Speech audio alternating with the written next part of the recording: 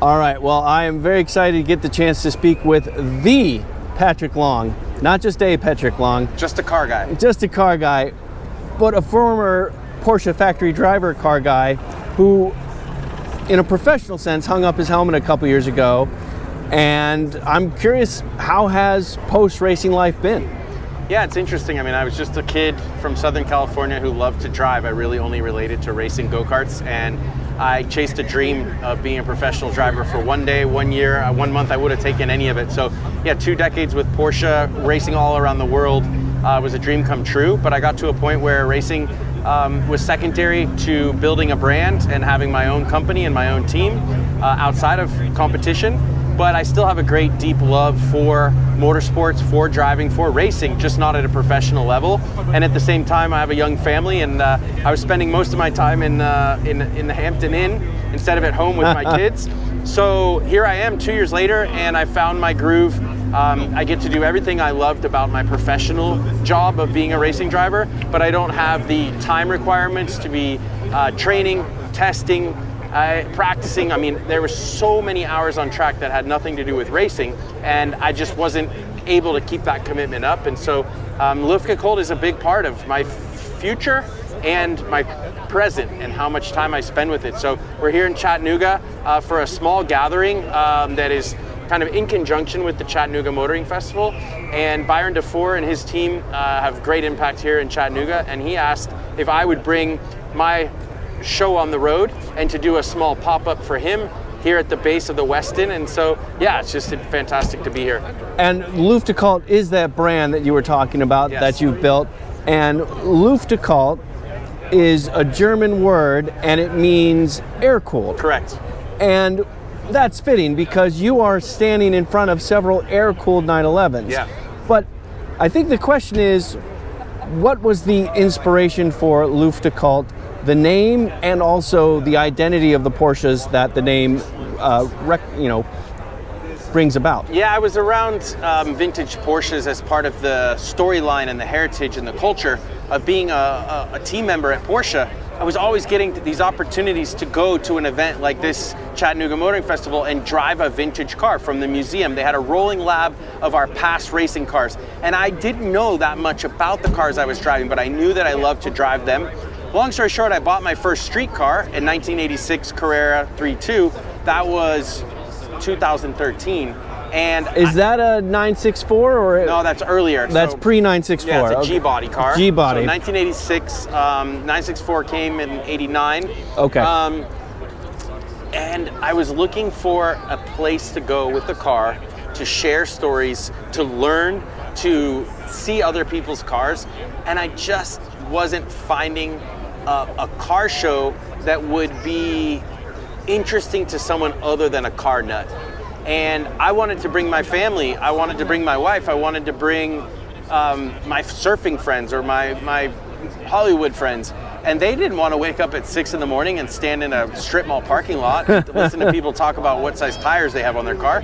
They wanted music, they wanted tacos, they wanted to do everything that we would do on any given weekend away from the car world. So I kind of just put two of my worlds together, and we've always focused on creativity, we've focused on storytelling, on placing cars like art instead of lining cars up like cattle. And yeah, here we are. We have a full-time direct-to-consumer brand of clothing and merchandise online at luftgekühlt.com. And we put on events. So we do one main show a year. We get about, if you count the Porsches in the parking lot, 1,500 cars. And we're usually capped with our attendance. We move our venues around. We've been international, and anywhere from tonight we probably have 500 people all the way up to 10,000. Wow. Now, here's a little bit of irony I see. You raced Porsches for 2 decades, but they were all water cooled. Yeah. So what is it about specifically 993 and earlier, specifically talking about the 911s, 993 generation and earlier cars that gave you your focus? They just made me feel like a kid. It was like watching a movie. The first time I drove an 86 911 on the street, I thought to myself, I feel like Steve McQueen. And I was not even born when Steve passed away, but I felt the connection to the brand. I felt the connection to Hollywood, all the things that come with the cachet and the prominence. It's like so interesting how it transfers or transforms you emotionally through what you're driving and how connected you feel.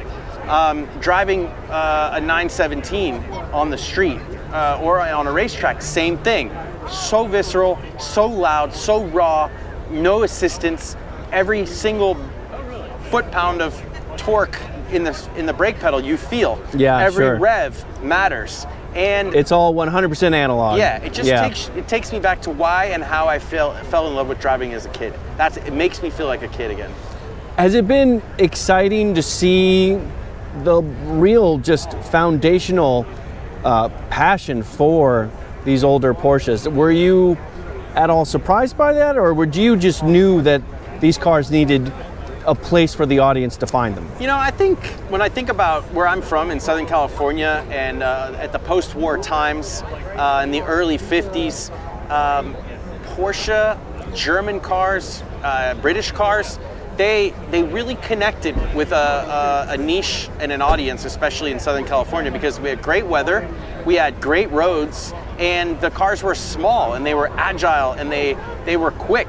And light. And in light, yeah. Yes. And so, I mean, I don't know if that answers your question, but I think that there's just a parallel universe, and the cars themselves, they're efficient, they're reliable, they're relatively inexpensive to maintain. There's a lot of parts available for them, and I think that it resonates with the millennial or the Gen Xer because you could still buy a 944 or a 914 for $15,000, and it's a great car. It's built like a German machine, and I think that it's a great entry point into the brand of Porsche versus going out and buying a brand new 911. It's much more obtainable. It would be a little bit like somebody who's into watches being able to buy a very affordable entry-level Rolex or an entry-level Tag, etc. That is the parallel universe. I think the racing is something else to talk about. When you go to Rennsport Reunion, which we just had 2 weeks ago, it's just, you don't know who's going to win. It's so raw.